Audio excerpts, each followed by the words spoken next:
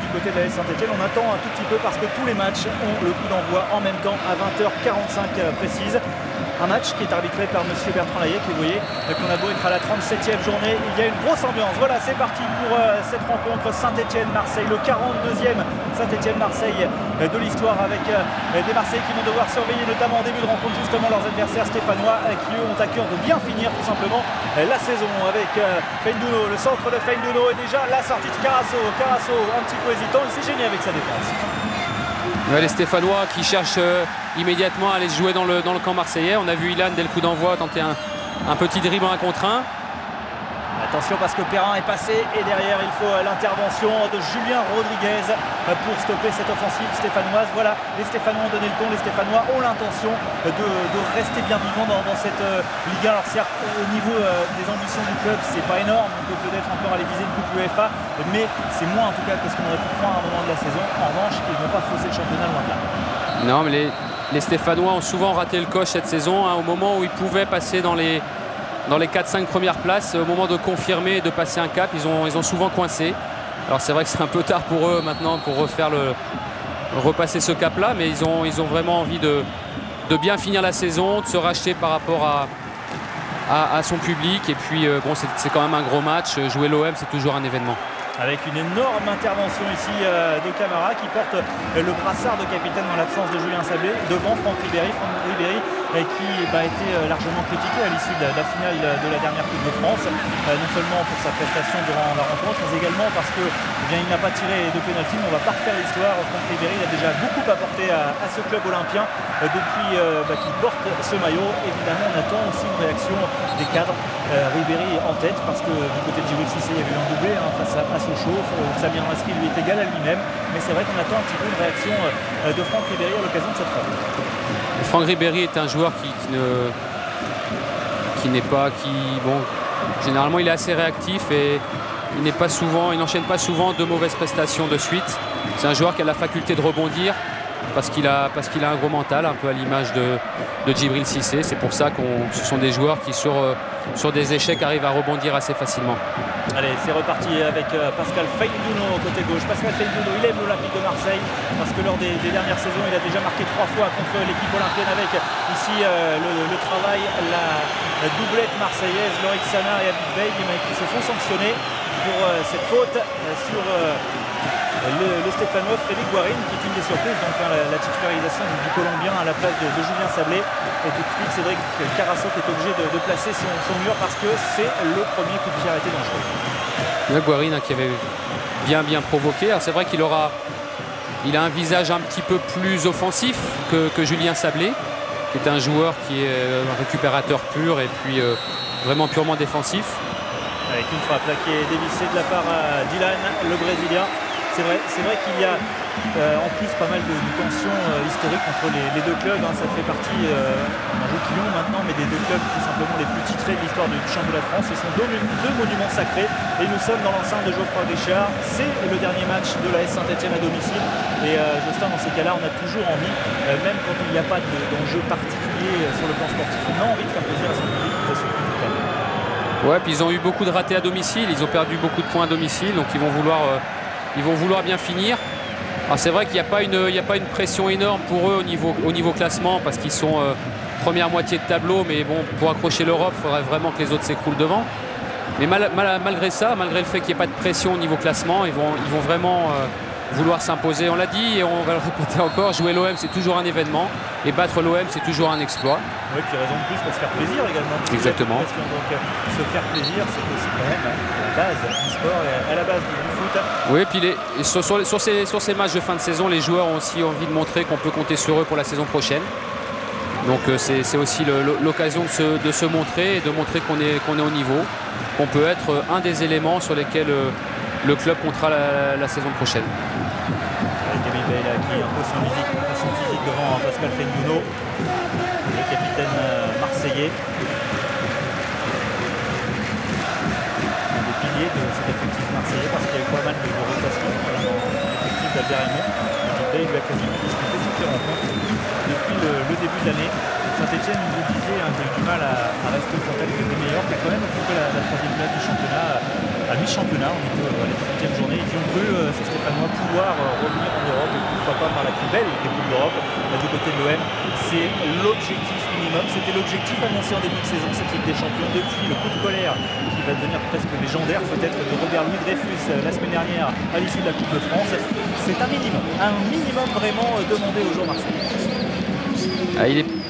L'OM est passé près en 99 avec la Coupe d'Europe et le championnat, en ratant le titre de peu. Il rate encore un titre, pas un championnat, mais une coupe de très peu, alors qu'ils avaient vraiment le match en main, et on peut comprendre l'actionnaire principal par rapport à cette colère-là. Donc c'est vrai que... Ouais, il en a surpris quand même pas mal, parce que c'est vrai qu'on ne le voyait pas toujours impliqué avec Nasri ici.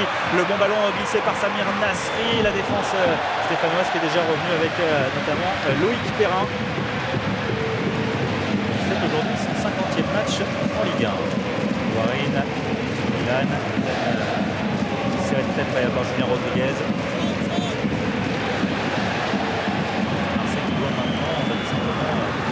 À son compte, et les premières minutes, comme souvent lorsqu'on évolue à l'extérieur, qui sont en faveur des équipes locales. Mais comme vous le disiez, comme vous le rappeliez, Justin Gourvenec, 7 défaites à domicile, c'est tout simplement monumental pour une équipe quand même. Même si, paradoxalement, Saint-Étienne a la deuxième attaque à domicile. Donc on marque beaucoup de buts à domicile, mais on en prend aussi beaucoup. Voici Robert Louis Dreyfus, on a vu à côté de Papy.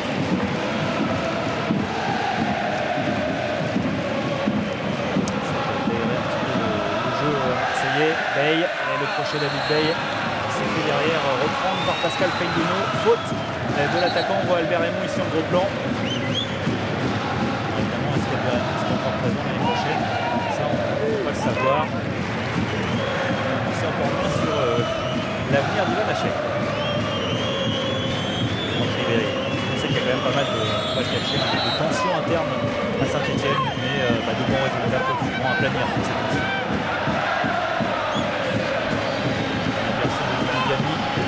Le genre de joueur qui a besoin de briller aujourd'hui. C'est son deuxième match seulement en tant que titulaire cette saison et c'est passé tout près de la tête de Renato Sivelli.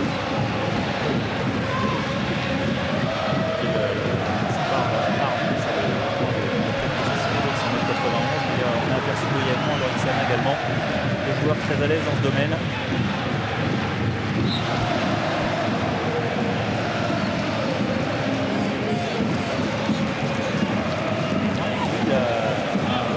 Personnel. S'il venait à marquer aujourd'hui, il rejoindrait tout simplement Steve Saliba en tête du classement des buteurs.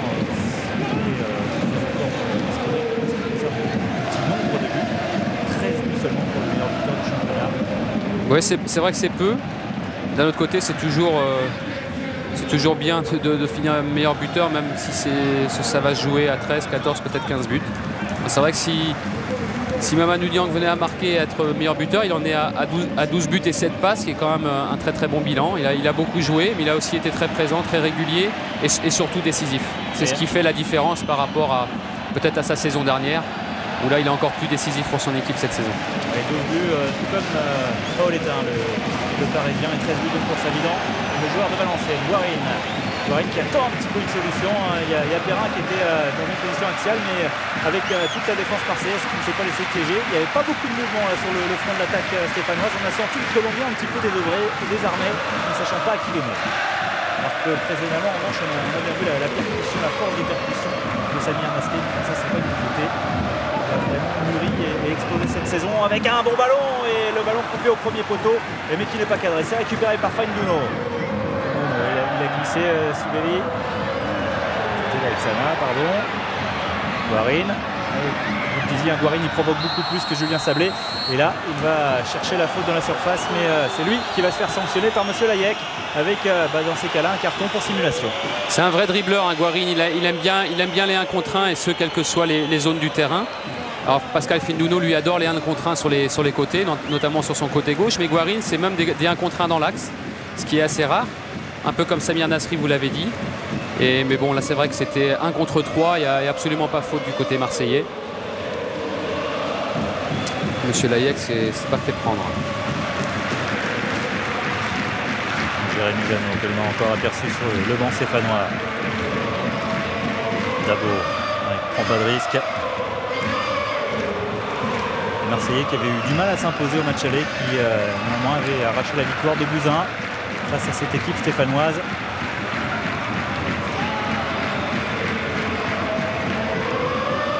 Et on parle beaucoup de ce quatuor offensif du côté de Marseille, mais bien sûr, avoir un quatuor offensif, c'est une chose. Encore faut-il le milieu de terrain pour relayer les ballons, parce que si les ballons n'arrivent pas aux 4 de devant, c'est difficile. Cette fameuse relation entre la défense et l'attaque. Et Samir Nasri, justement, lui qui a décroché énormément ici pour aller servir Ribéry sur le côté droit. Ribéry, tout de suite, Feindouno qui est revenu. Ribéry perd le ballon, mais ça revient sur son capitaine.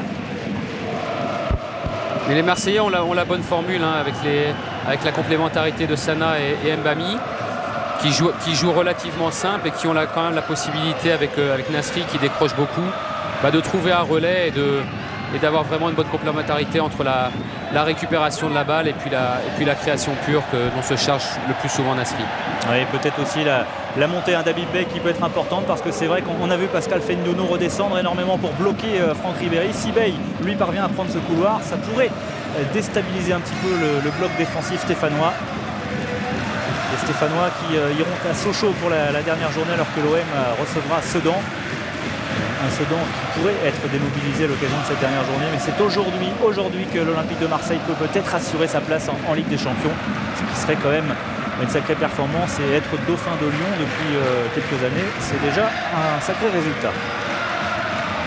Il va falloir aux Marseillais être patients aujourd'hui, puisque a priori les Stéphanois ne fermeront pas le jeu. Ils vont essayer de l'emporter chez eux, donc ils vont jouer. Puis ils ont plutôt un profil joueur. Et ce sera aux Marseillais d'être vraiment patients, de ne pas se précipiter, parce qu'ils auront forcément, vu la vitesse qu'ils ont devant, la possibilité de jouer quelques contres et de s'imposer sur la durée. Avec Habib Bey. On voit Ilunga qui laisse pas du tout Ribéry jouer. Dès que Ribéry entre en possession de balle, il est dessus au cadrage pour l'empêcher d'évoluer. Et c'est vrai qu'il y aura un rapport de force que Franck Ribéry va devoir gérer, effectivement. Et voici justement ce duel. Ribéry, il est obligé de repasser dans une position un peu plus axiale, parce qu'effectivement Ilunga bloquait complètement le couloir. C'est reparti côté Perrin pour Saint-Etienne. Allez, on va rechercher dans l'axe en profondeur. C'était pas mal fait pour les Stéphanois, mais encore une fois l'intervention de la défense marseillaise. Attention, Taiwo et Nasri. Nasri, il a un peu de chance dans ces cas-là, il est particulièrement dangereux. Nasri avec Ribéry qui a jeté un coup d'œil derrière lui et personne essaie de rejouer avec Samir Nasri. Difficile, mais c'est vrai que Samir Nasri, on l'a dit tout à l'heure, aime bien décrocher, aime bien venir chercher les ballons. Et quand il est face au jeu et qu'il arrive à être lancé, il est souvent très difficile à arrêter quand il porte le ballon plein axe, comme il l'a fait là. Même si cette action-là va déboucher sur rien, mais c'est évidemment un des atouts de l'OM. Ils ont la possibilité d'être très percutants sur les côtés par Niang ou Ribéry, mais aussi plein axe par Nasri. Et c'est pour ça aussi que les Marseillais sont redoutables offensivement. Voilà le public de Geoffroy Guichard avec Sivelli. Cherche à sauter le milieu de terrain pour alerter Djibril Cissé. Attention, Oignon.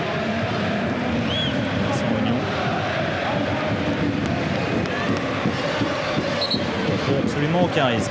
La touche pour Franck Ribéry.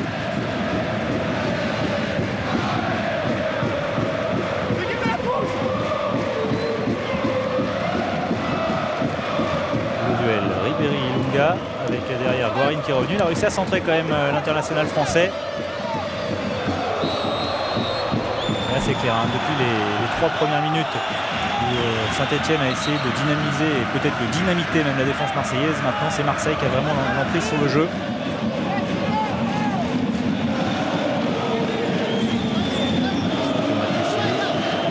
C'est aider du bras pour écarter l'Argentin. Attention, Niang qui parvient à contrôler dans une position difficile. Il a glissé derrière. Niang encore. Niang, c'est peut-être un peu grossier là, Jocelyn. Le fait de se précipiter comme ça dans la surface, est un petit peu à l'image de ce que l'on a vu tout à l'heure pour Guarin. Il va prendre un carton alors qu'il avait peut-être réussi le coup dur. Je ne sais pas s'il n'a pas glissé, hein, mais c'est vrai que il a peut-être dû jouer en appui sur quelqu'un qui venait de face plutôt que de se retourner dans la surface. On va le revoir, là il se retourne, c'est peut-être pas forcément le bon choix. Ouais, j'ai la sensation qu'il glisse un petit peu. Mais il aurait peut-être dû jouer dos au but en soutien de quelqu'un qui arrivait qui arrivait vraiment face au but. Là, en 1 contre 1, dans une position fermée, légèrement dos au but, c'est difficile. Oui, parce qu'il avait quand même profité de la glissade de Camara pour récupérer cette balle. Si c'est avec Ilunga pour récupérer Vincent Ognon. Camara. Sur le côté gauche avec encore une fois Ilunga. Profond avec peut-être une obstruction de la part de Sivelli devant Matousilou. On revoit cette action entre Mamadou Diong un petit peu approché au niveau de l'épaule par Dabo. Et là c'est vraiment avec l'image au ralenti qu'on voit la main de Dabo sur l'épaule de Diong. Après difficile de savoir la pression exercée par le défenseur. Ouais, il y a eu corps à corps, bon c'est pas difficile de siffler. Bon, toujours des types que M. Layek a pris sa décision et ça fait toujours 0-0 après un quart d'heure de jeu. Probablement beaucoup de Marseillais qui ont vu un gros pénalty. Oui. Il est Stéphanois qui a trouvé M. Layek parfait dans son rôle. Exactement.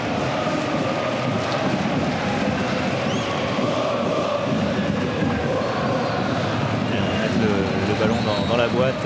Sana et Sivelli sont montés. C'est pour la tête de Sivelli, non, directement dans les mains de Johnny Viviani. C'est pas évident pour Viviani de remplacer Jeannot et surtout en ne jouant pas beaucoup et de manière régulière en Ligue 1, de se mettre tout de suite au niveau sur un gros match comme celui-là.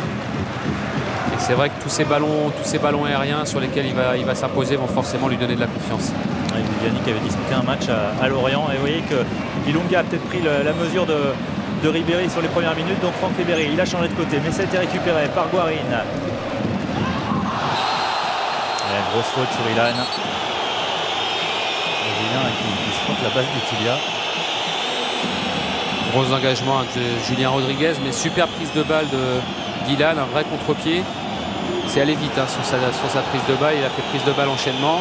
Voilà, il fallait le revoir un tout petit peu plus tôt. Mais Ilan pose forcément des problèmes à tous ses adversaires parce que c'est un joueur qui change tout le temps de positionnement, il va un peu en pointe, il décroche au milieu et il pose toujours des problèmes au carré composé des deux défenseurs centraux, des deux milieux récupérateurs centraux. Et il se balade en permanence dans le dos des 6 adverses et c'est forcément un joueur toujours dur à prendre. Sortie de balle couverte par Julien Rodriguez qui a vraiment apporté énormément de stabilité à la défense marseillaise depuis son arrivée des Glasgow Rangers Mercato. Il faut dire qu'il a de l'expérience aussi, Julien Rodriguez, avec cette année passée du côté de Monaco.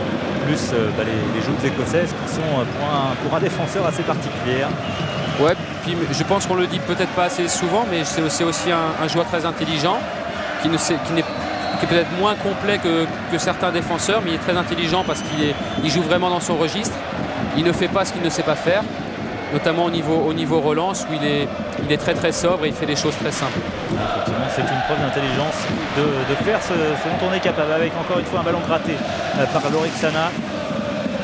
Ribéry, Sadabo cette fois-ci. J'ai pas dit qu'il savait pas relancer, hein, Nicolas. Non, pas du tout, non, mais il fait vraiment des choses très simples souvent c'est avec les choses les plus simples qu'on parvient à mieux jouer.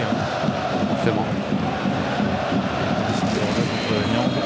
C'est pas toujours la complexité qui fait les plus belles actions et les plus beaux buts.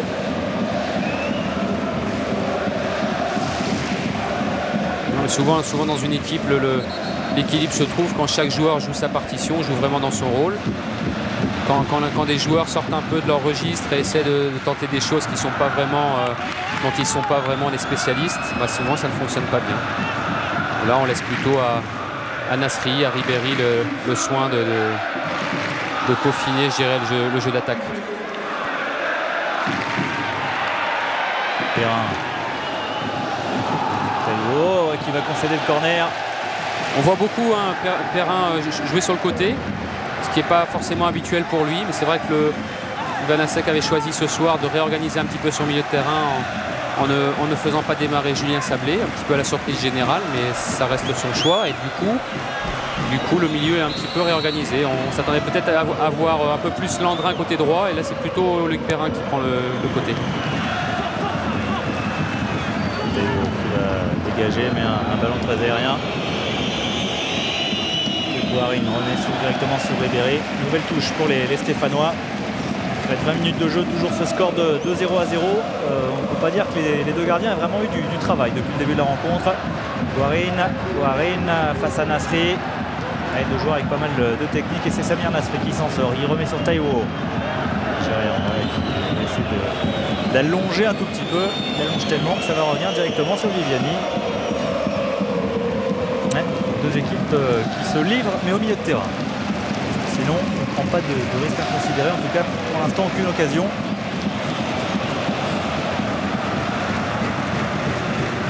On voit un petit peu de déchets de part et d'autre dans le jeu long, dans les relances longues, dans la recherche de la profondeur, mais c'est aussi parce que dans le milieu de terrain il y a beaucoup de pressing, il y a très peu d'espace, les porteurs de balles ont très peu de temps pour jouer, donc on essaie d'allonger un petit peu pour sauter le milieu. Et que ce soit côté stéphanois ou côté marseillais, c'est vrai que ça manque de précision de manière générale dans le jeu long. Oui, et puis on vous rappelle la situation sur le plan des chiffres. Marseille a 2 points d'avance sur Lens. Un match nul de Marseille serait quand même déjà un bon résultat à Saint-Etienne. C'est jamais évident d'aller chercher un match nul, surtout pour l'OM ces dernières années. Et étant donné le goal average qui est un peu supérieur à attention, peut-être avec cette balle. Et le premier arrêt voilà de Carasso. Voilà la première occasion. Elle est stéphanoise sur cette tentative de Landra. Ah oui, Landra on l'avait pas beaucoup vu depuis le début. On voyait beaucoup plus Perrin, mais sur son premier ballon il est dangereux. Ouais, on le voit, une belle remise de Moussilou pour ce que n'a pas fait tout à l'heure. Ce que n'a pas eu la possibilité de faire tout à l'heure Niang dos au but, là le Moussilou le fait sur un joueur qui arrive lancé plein axe et c'est vrai que elle est sur Carasso, mais l'arrêt est beau parce que une frappe plein axe comme ça ras de terre, même si Landrin a été gêné je crois par le tacle de Julien Rodriguez, c'était bien construit. Le ballon peut-être un petit peu écrasé, mais en tout cas première frappe au but, elle est stéphanoise. Ça va peut-être dynamiser un petit peu les hommes d'Ivan Asek avec Perrin qui écarte, c'est bien fait. Ilunga il a tout son temps pour essayer d'ajuster un centre, mais ce sera directement sur Carasso. Et je termine avec ce que je vous disais, étant donné que le goal average est un peu supérieur en faveur de l'Olympique de Marseille, un match nul ne serait pas rédhibitoire, loin de là, et les Marseillais auraient toujours leur destin entre les mains avec Niang à l'entrée de la surface. Niang, une frappe croisée, il faut dire qu'il n'y avait pas beaucoup de soutien dans l'axe, donc c'était à peu près la seule solution qui s'offrait à l'attaquant marseillais. On revoit un beau petit ballon piqué de... Encore une glissade. Ouais. De Bay remise dans la course de Cissé et puis il est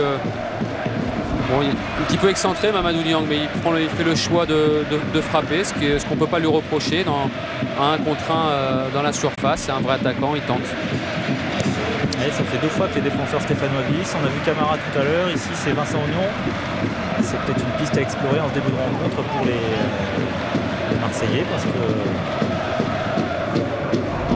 balles comme ça en profondeur, la vitesse des attaquants marseillais, si les défenseurs stéphanois sont pas sûrs de leurs appuis, ça peut faire mouche. Le dégagement de Viviani. C'est pas toujours facile de bien se cramponner sur les fins de saison parce que les terrains sont assez durs, ils sont souvent arrosés et du coup ça glisse beaucoup et on s'aperçoit que les pelouses et de début de saison et de fin de saison sont un petit peu différentes. Ces derniers temps, il pleut un tout petit peu plus, on ne peut pas dire qu'il est vraiment beaucoup plus effectivement depuis 1 mois et demi. La température elle est tout à fait agréable avec l'intervention d'Amid Bey ici devant Pascal Feindouno. 3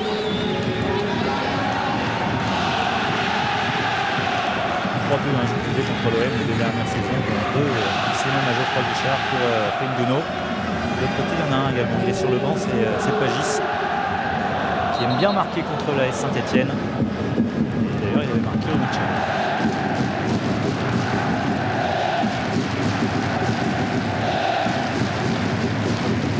On parlait tout à l'heure du duel entre Ilunga et puis Franck Ribéry. Il y a un petit peu dans le même style entre Bey et Feindouno.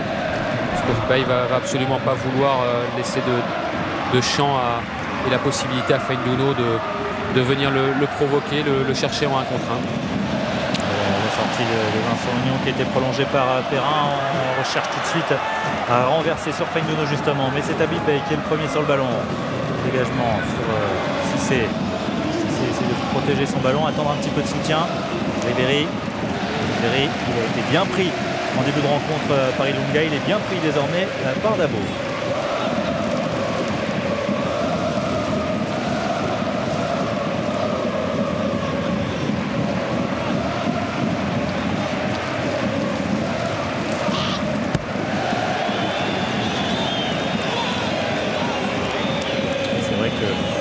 la Coupe de France reste certainement dans les têtes marseillaises. Elle peut rester aussi dans les têtes stéphanoises parce qu'on a vu que les 2 buts marseillais ont été marqués de la tête de la part de Djibril Cissé. Donc essayer de bloquer les possibilités de centre pour un Cissé qui est en confiance dans ce domaine. Pour l'instant, on peut dire que Dabo et Ilunga s'en sortent à merveille. Côté stéphanois, le jeu penche vraiment côté gauche. Beaucoup de travail pour Habib Beye. Tous comment quand elle est. Ouais, ce qui est assez logique, hein, on voit plutôt Perrin côté droit, mais qui n'est pas un joueur ultra dribbleur et en tout cas moins véloce, moins rapide que Feindouno de l'autre côté. Parce que Feindouno est vraiment l'élément déstabilisateur, hein. C'est un dribbleur, il provoque beaucoup. Dès qu'on lui laisse un petit peu de champ, bah, il aime bien ça, il aime bien les provoquer. Donc évidemment, on le recherche côté stéphanois, mais Habib Beye, excusez-moi, a vraiment la volonté d'imposer ses qualités physiques. Ah voilà, la longue touche prolongée justement de la tête par Djibril Cissé. Ça passe pas au pied, alors pourquoi pas avec des touches. Djibril Cissé qui a prolongé directement sur Jody Viviani. On ne peut pas dire quand même que ces 25 premières minutes aient été particulièrement enlevées dans cette rencontre. Une seule frappe à signaler de la part de Christophe Landrin pour les Stéphanois. Ouais, mais je pense que tant qu'il n'y aura pas eu de but, le match sera un petit peu serré comme il est actuellement. On sent une sorte de crispation quand même sur le terrain. Ouais, parce qu'il y a de l'enjeu et les Marseillais le savent très bien. Ils ont laissé passer l'occasion de faire un gros coup samedi dernier au Stade de France. Ils ne veulent pas laisser passer une deuxième occasion. Alors c'est vrai qu'il faut qu'ils l'emportent, mais ils ne sont pas non plus pressés pour ça. Ils ont encore le temps dans cette rencontre. Allez, peut-être ici avec Samir Nasri, la frappe de Nasri trop enlevée. Sur le sommet vraiment du coup de pied. Un ballon avec le rebond qui part largement au-dessus des buts de Viviani. En tout cas, Samir Nasri, il a toujours ce culot. 19 ans, on vous le rappelle, il fêtera ses 20 ans fin juin. Et là, on peut dire que vraiment, cette année, il s'est installé dans le paysage du football français. Pourvu qu'il y reste. Ouais, bah, c'est vrai que c'est exigeant, hein, de mener le jeu à Marseille dans un club comme ça. Et il a réussi à progresser tout au long de la saison, à être maintenant la pièce maîtresse Il est régulier dans cette équipe, ses partenaires le savent, ils le recherchent et il a gagné et en régularité pure, mais aussi en charisme vis-à-vis de ses partenaires. Ouais, il a gagné aussi tout simplement le droit de porter le maillot de l'équipe de France. Et ça lui a fait, je pense, un gros bien au niveau confiance, au niveau mental. Il est en appui sur Cissé, ce sera une touche pour les Marseillais, touche concédée par Freddy Guarin.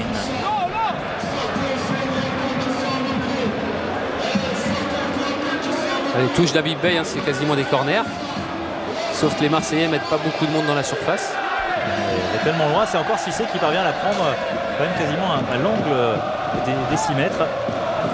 Sacré sangle abdominal hein, pour aller balancer le ballon aussi loin pour Beye.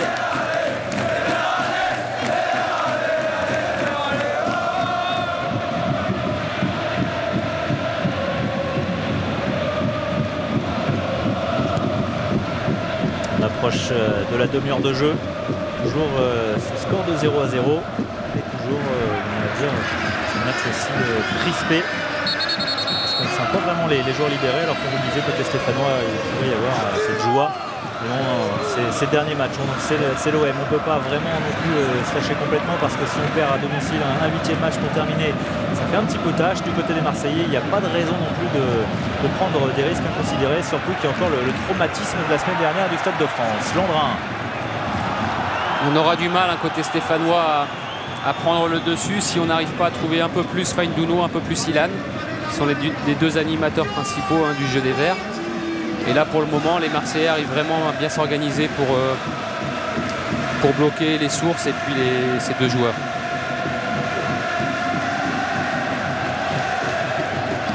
C'est demandé le ballon, mais c'est Vincent qui va récupérer derrière Sana directement sur Dabo.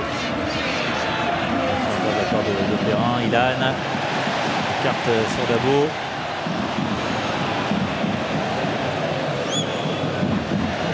Perrin, sur Julien Rodriguez. Ce sera un nouveau corner pour les Stéphanois.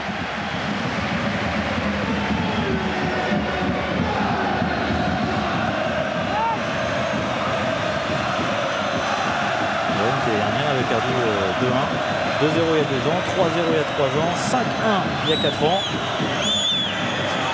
Auparavant, l'affrontement OM Saint-Etienne, enfin à Saint-Etienne, c'était en 94. Il y a ça aussi hein, du côté de Saint-Etienne. On dit que certes, on n'est pas aussi haut qu'on aurait pu l'espérer durant la saison, mais qu'il ne faut pas non plus oublier que le club, il y a quelques années, était en Ligue 2. Donc rester comme ça dans les 7-8 meilleurs clubs de L1, c'est déjà une bonne performance avant de continuer à construire et de voir un peu plus haut encore tous les ans. Fendono, c'est peut-être la possibilité, ça peut-être manque un tout petit peu de spontanéité pour Loïc Perrin, parce que là il y a eu le contrôle et derrière et forcément la défense marseillaise elle est montée. Ouais, puis il n'a pas réussi à se mettre sur son pied droit, qui est son pied préféré. Il se retrouve en situation de frappe pied gauche et peut-être aussi un peu surpris de se retrouver seul à cet endroit-là. C'est souvent assez surprenant. On le voit, il demande bien, il décroche bien de la ligne de défense marseillaise. Il se retrouve tout seul, certainement un petit peu à son étonnement. Il a eu du mal à cadrer sa frappe. Mais pendant ce temps-là, lui, il a pris un choc au genou et genou contre genou avec Guarin. Oui, il a mal, mais derrière, il y a encore le compétiteur. Il se relève et c'est ensuite qu'il va ressentir la douleur. Là, ça fait mal, ces coups-là. Là, c'est pas très grave. J'ai l'impression que ce sont les deux routines qui ont tapé l'une contre l'autre, mais ça fait vraiment mal. Il y a Taïwo qui est en train de dire laissez pas loin comme ça, décrocher comme ça tout seul au milieu. Ça fait 2 fois qu'on le retrouve dans cette situation, 2 fois qu'il peut armer une frappe. Et Big Bay qui est obligé d'aller se faire soigner sur le bord du terrain.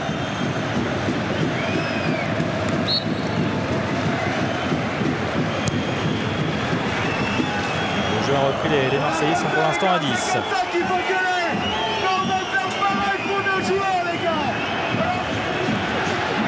Franck Ribéry s'est installé côté gauche, un petit peu gêné par Ilunga côté droit. Il s'est dit je vais aller voir le jeune Dabo. Attention côté gauche parce qu'il n'y a plus Habib Bey. Fendono avec Ilunga justement. Le centre d'Ilunga et l'intervention de Sivelli. C'est Lorik Sanin qui avait décroché en position derrière droit. Le contre de Mamadou Diang, la rapidité de Niang, mais en face il y a Fendono. Alors c'est pas un défenseur de métier, mais en revanche au niveau de la vitesse, Fendono, les 2 pieds décollés du sol, valait mieux qu'il aille toucher le ballon. Ouais, c'est pas un vrai geste de défenseur. On le revoit là, il va se jeter les 2 pieds. Bon, c'est limite. Ouais, on va dire qu'heureusement que Niang saute bien, que Fendono prend bien le ballon avec les 2 pieds. En tout cas, Fendono, il a misé sur sa vitesse pour essayer d'aller contrer Mamadou Diang qui était lancé. C'est un corner pour les Marseillais. Premier poteau, il y avait Niang, attention. Avec derrière Rodriguez, me semble-t-il, qui était dans la surface. Julien Rodriguez qui a tenté un petit sombrero. Ça s'est resserré autour de lui.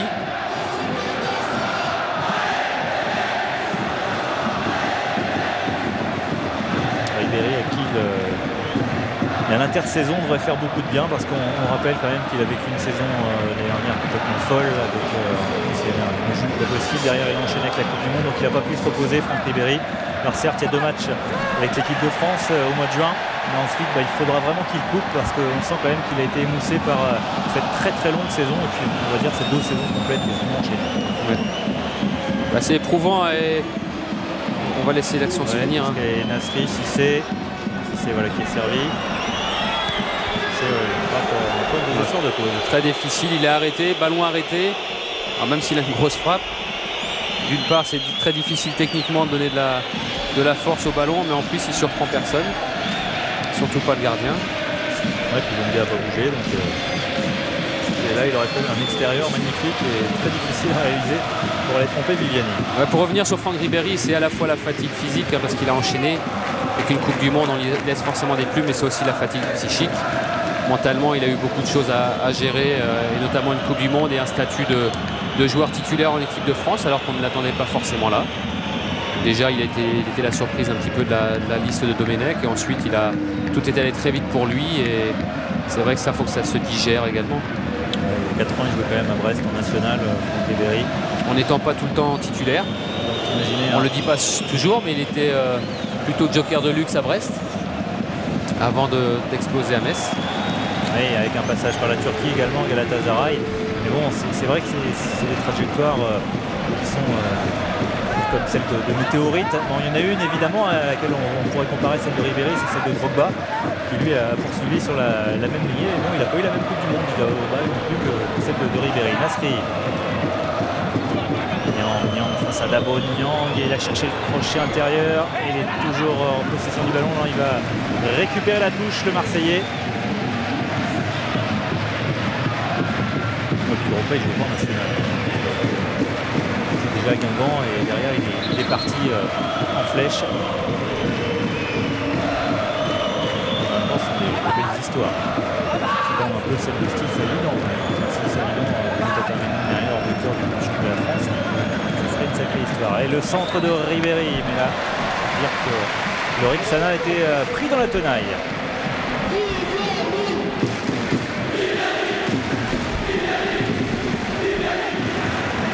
Minutes encore à jouer dans cette première période. Deux frappes cadrées, enfin une frappe cadrée pour Saint-Etienne, deux frappes dangereuses on va dire. Avec Guarin.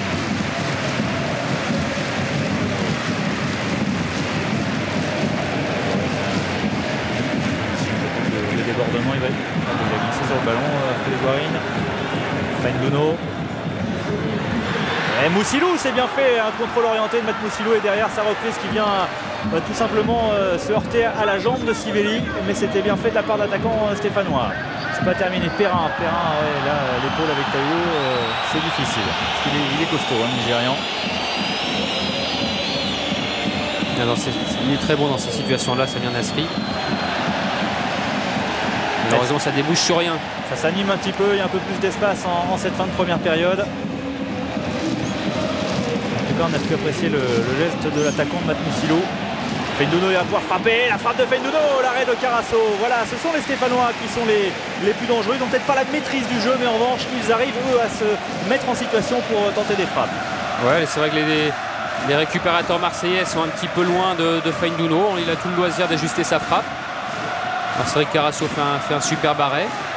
Il ne faudrait pas que les Marseillais laissent autant d'initiatives dans les 25 à 30 derniers mètres pour des joueurs comme ça, qui sont à l'aise et très habiles. Ouais, parce que là dans l'axe quand même ça fait 2-3 fois qu'on les laisse faire les Stéphanois. Il y a bien un moment où ils vont arriver à ajuster la mire.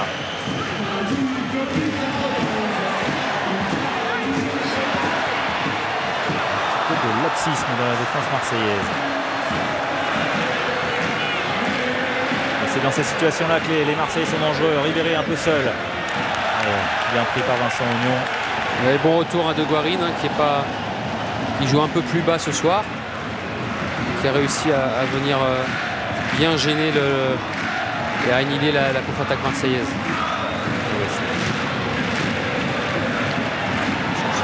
Moussilou dans une position très excentrée. Il va falloir du soutien. Sivelli qui concède le corner.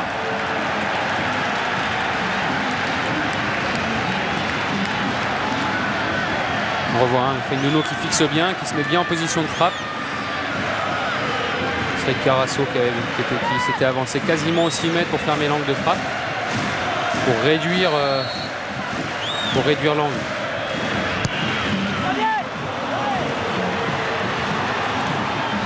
Ce ballon récupéré par Guarin derrière Julien Rodriguez. Ça revient sur Fainduno. Ça s'anime en tout cas en cette fin de première période. Fainduno va encore essayer d'aller provoquer Veil. Il n'est pas beaucoup passé jusqu'à présent. L'attaquant stéphanois il parvient à centrer.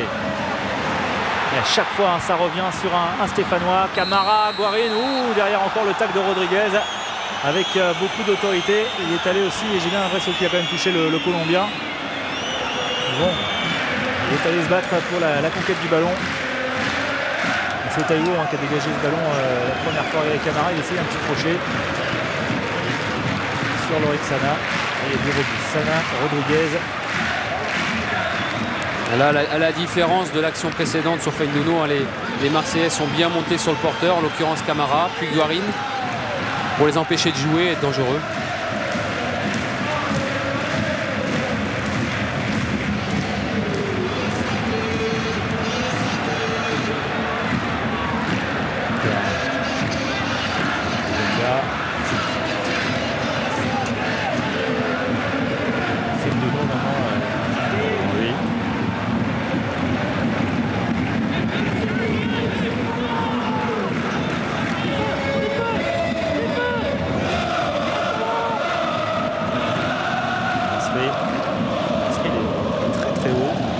soit par Ilan quand il est dans cette position, soit par Guarin derrière. Voilà, Nyang pour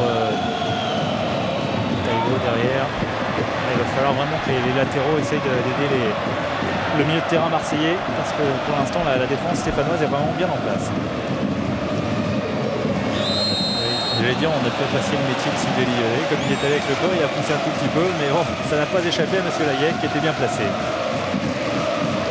Là, c'est vraiment le genre de geste qui déstabilise complètement l'attaquant. Derrière, on perd tous ses appuis.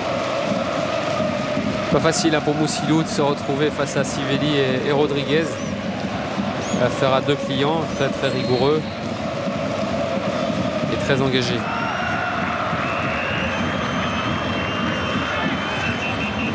Peut-être encore de l'Argentin.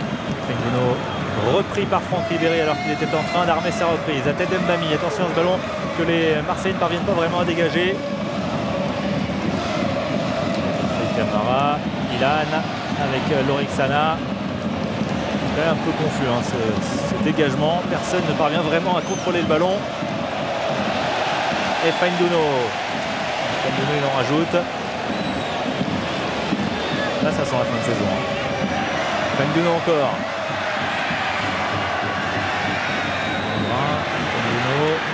Fenduno qui feinte la frappe. Derrière il se met sur son pied gauche. Attention Fenduno qui poursuit son action. Fenduno encore une fois.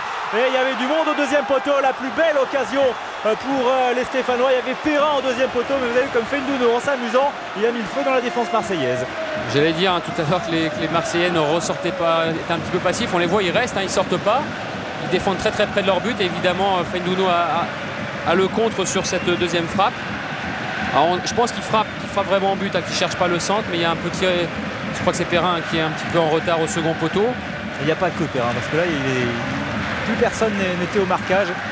Mais je suis assez surpris que les Marseillais soient non pas passifs, mais restent aussi près, défendre aussi près de leur but. On l'avait vu précédemment où ils ressortaient à peine aux 18 mètres alors que le ballon revenait en permanence. Ils sont fébriles, on a l'impression qu'ils sont fébriles tout simplement les Marseillais sur le plan défensif. Vous voyez là la volonté de Fenduno face à Big Bay pour aller gratter ce ballon.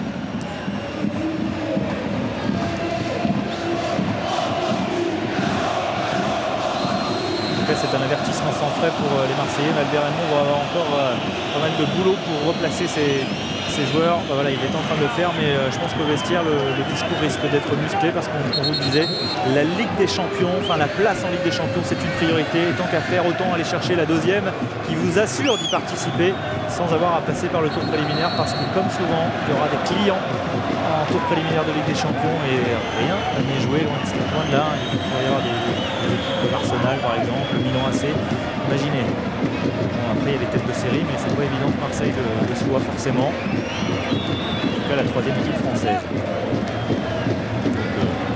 En plus pour travailler en sérénité durant l'été, pour recruter c'est beaucoup plus facile lorsqu'on est assuré de participer à cette Ligue des Champions. Nasri. Nasri bloqué par Fenduno qui a là pour l'instant un gros travail durant cette première période.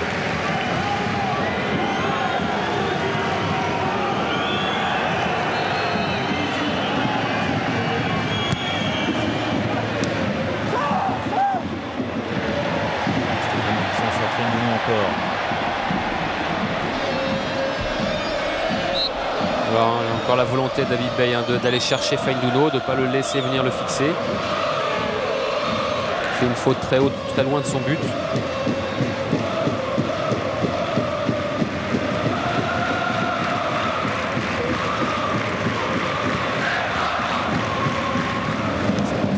Dabo. Perrin, Dabo, voilà, qui a poursuivi son effort. Dabo qui parvient à centrer, il n'y a personne. Parce que c'était Fenduno hein, qui était au départ de cette longue transversale. Il était même en position d'arrière gauche. Ilunga lui était passé devant. Évidemment, il ne pouvait pas être 3 ou 4 secondes plus tard dans la surface. Et on approche de la fin du temps réglementaire de cette première période, toujours 0-0. Mais je ne sais pas si on peut dire ça comme ça, hein. On va dire quand même une équipe marseillaise assez passive, notamment sur le plan défensif, alors qu'il y aura une minute de temps additionnel, et une équipe de Saint-Etienne qui, sans s'affoler, est en train peu à peu d'aller porter le danger sur les buts de Carasso. J'ai la sensation, je me trompe peut-être, j'ai la sensation que les Marseillais manquent un petit peu de gaz, manquent un petit peu de jus par rapport aux Stéphanois. Alors évidemment, ils ont dû en lâcher beaucoup au Stade de France samedi soir. Et c'est toujours dur de se remettre dans le quotidien et dans le championnat quand on a connu ce qu'ils ont connu le week-end dernier. Et pour certains, c'est la deuxième minute suite. En plus, et j'ai la sensation qu'il y a une petite différence de vitalité entre les deux équipes. En tout cas, les Marseillais sont peut-être un petit peu en déficit de peps. Et Niang, il est passé cette fois-ci face à Dabo. Et Dabo tout de suite s'est replacé. Il y a Perrin derrière en couverture. Là, ça va être très très difficile pour Niang. Il va falloir un exploit personnel. Et en puissance, Mamadou Diong, il parvient à centrer. Et la sortie de Johnny Viviani. Voilà ce peps dont manque apparemment l'équipe marseillaise. C'est Mamadou Diong qui est en train de donner l'exemple. Parce que lui, il en veut depuis le début de la rencontre. Parce que là, fallait s'en sortir. Fallait s'en sortir avec deux défenseurs sur le dos. Ouais, il s'impose dans son style caractéristique. Il est très accrocheur. Il arrive quand même à se sortir d'une situation de 1 contre 2. 2 matchs à jouer en championnat. Mais il y a encore de l'enjeu pour les Marseillais. Il faut qu'ils s'en convainquent. Il faut qu'ils se bougent. Il faut aussi qu'ils puisent dans leur dernière réserve pour aller chercher ces derniers points qui leur manquent pour ensuite tout simplement vivre une grande aventure la saison prochaine.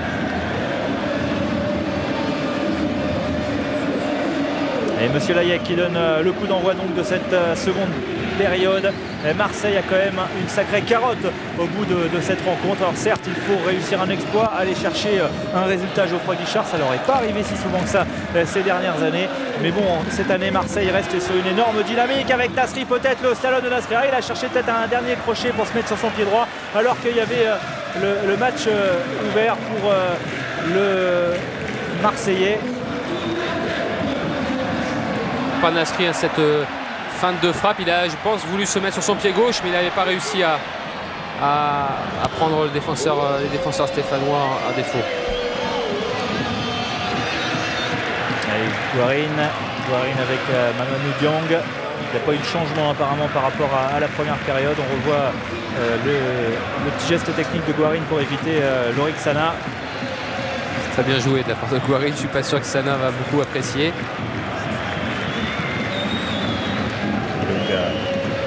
Fein-Bouno, on retrouve le duel Fein-Bouno-Bey. Et il est passé Pascal Fein-Bouno, mais attention à la puissance d'Habib Bey. Voilà le défenseur et capitaine marseillais qui a bloqué Pascal Fein-Bouno, le Guinéen, dans son couloir. Et en plus, il bénéficie de la touche, donc très très bon travail de la part de Bey.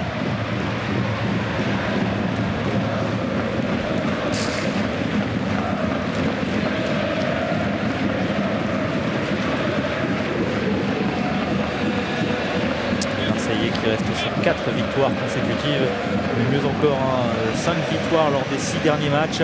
La dernière fois que Marseille a perdu, c'était à Lorient le 31 mars dernier. Ça fait longtemps, ils n'ont plus perdu donc depuis longtemps, et on ne peut pas dire que la finale de la Coupe de France, ils l'ont perdue à part au tir au but. Donc ils sont quand même sur une belle dynamique, mais c'est vrai qu'après il y a le ressort psychologique qui pourrait s'être cassé. Ils avaient vraiment bien rebondi après la défaite à Lorient, parce qu'ils étaient quand même passés à travers à Lorient. Ils étaient passés à côté de leur match au Moustoir, et puis ils ont vraiment bien réagi. Ils ont réussi à rebondir là-dessus, et puis ils ont surtout eu le mérite de s'offrir une fin de saison canon, avec peut-être, on le saura dans une petite semaine, peut-être la Ligue des Champions de manière directe. Ce qui serait quand même un exploit vu le parcours assez irrégulier des Marseillais sur au moins les 2 premiers tiers de la saison. C'est vrai qu'il y a eu un bon début de la part des Marseillais, parce qu'il y avait un match nul à l'extérieur pour débuter, ensuite une série de 5 victoires pour les Marseillais. Donc là on se disait voilà, il y a un rival enfin cette année pour Lyon, et puis petit à petit les Marseillais ont lâché, parce qu'il y a eu une défaite à Nantes, et puis ensuite il y a eu ce fameux Marseille-Lyon qui a un peu cassé tout le monde le 29 octobre dernier, avec cette gifle reçue par les Marseillais au Vélodrome, 4-1, et ça a complètement stoppé la série, alors que Marseille était vraiment l'équipe qui semblait pouvoir gêner les Lyonnais, en tout cas en début de saison. C'est comme quoi une saison, ça se joue à pas grand chose. Il y a un match qui vous casse les pattes, derrière vous avez du mal et ensuite vous êtes sur une superbe série. Vous revenez aux avant-postes du championnat. Avant, attention avec cette frappe là complètement manquée de la part de Guarin. Avant peut-être d'avoir une dynamique cassée par une finale de Coupe de France. Bon, rien n'est fait pour les Marseillais pour l'instant qui sont quand même largement en ballottage favorable parce que même un nul serait une bonne opération avec cette frappe. Ce ballon chippé par Guarin dans les pieds de Franck Ribéry. Encore une frappe stéphanoise. Les Stéphanois osent plus que leurs adversaires. Non, puis c'est les Stéphanois qui ont les contres. Hein. Les ballons échappent aux Marseillais. Une première fois Nasri, une deuxième fois Ribéry. C'est vrai que je ne suis pas convaincu que Cédric Carasso était sur la trajectoire de cette belle frappe de Guarin. Mais je trouve un peu comme en première mi-temps que les Marseillais tardent souvent à remonter après sur cette phase sur un renvoi au corner et ça traîne un petit peu. On ne remonte pas de manière dynamique. Ce qui nous fait dire qu'ils sont un petit peu attentistes à défaut d'être passifs. Mais ça manque en tout cas d'attitude vraiment dynamique sur le plan défensif. Et ça manque d'énergie pour les Marseillais. Ce sont les Stéphanois qui repartent avec Landrin, voilà, qui écarte sur Perrin. Perrin bien fait en soutien. La frappe de Feindouno, elle est contrée par Julien Rodriguez. La sortie de Modeste Mbami derrière. Samir Nasri, il a beaucoup de chance. Samir Nasri, il va falloir venir l'épauler maintenant, lui offrir des solutions. C'est ce que fait Mamadou Diong. Balle en profondeur de Nasri pour Cissé, pardon. Cissé qui dévise complètement en pivot alors qu'il s'est mis à pleuvoir, il s'est mis à pleuvoir plutôt sur Saint-Etienne. C'était difficile de centrer en pivot pour Djibril Cissé. Ça commence à tomber sévère même sur le Forez. On n'a pas arrangé les conditions de jeu. Alors on a vu les défenseurs stéphanois en début de match qui avaient tendance à glisser. Ça peut jouer.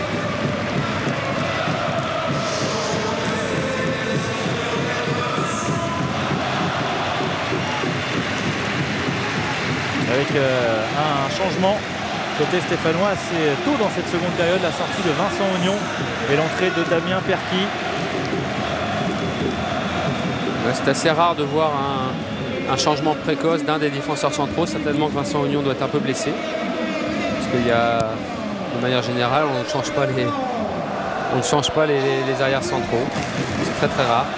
Ouais, peut-être une petite alerte. On s'est dit on va réessayer en début de seconde période. Et puis Vincent Ognon, avec toute l'expérience qui le caractérise, qui veut dire bon, on va mieux arrêter comme ça. Et Nasri, voilà, il s'est battu pour aller chercher cette balle. Modeste Mbami, mais il s'est battu évidemment sur un plan défensif, vous l'avez vu, pour aller gratter ce ballon. Et si Samir Nasri est là pour gratter les ballons sur le plan défensif, le relais avec l'attaque va être délicat.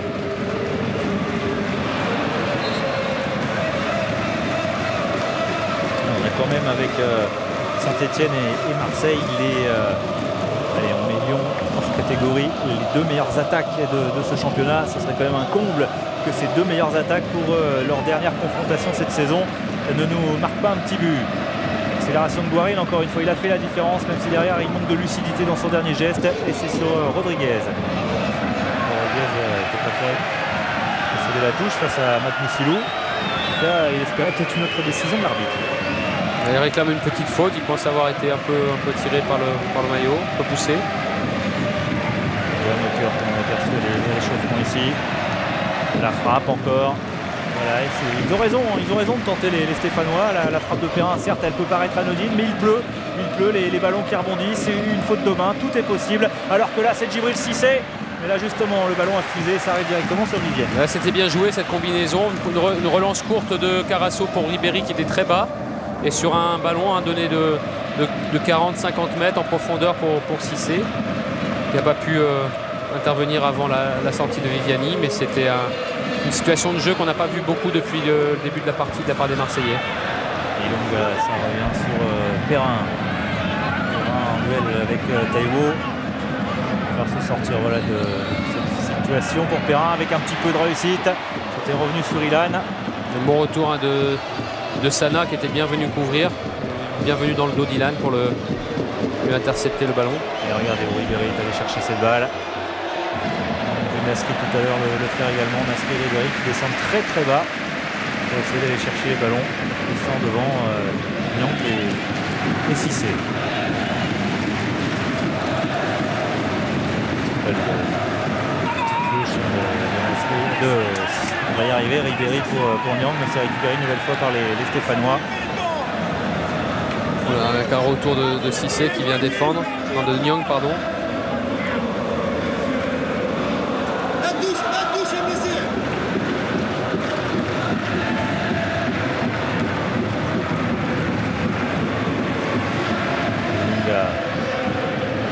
Qui deviennent difficiles. Elles sont d'autant plus difficiles qu'elles ont changé par rapport au début de la rencontre. Ouais, mais ce changement de temps peut peut-être bénéficier aux Marseillais. Hein. Souvent quand on n'est pas trop dans son match ou quand on est un peu, on subit un peu les événements, la pluie fait qu'on est à nouveau un peu plus dans le combat. Attention la balle frappe et l'ouverture du score de Djibril Cissé. Voilà qui a fait.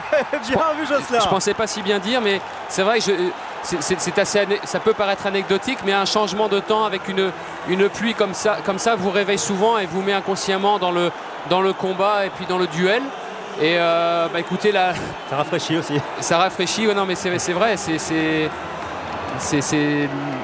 Djibril Cissé a pris ses responsabilités.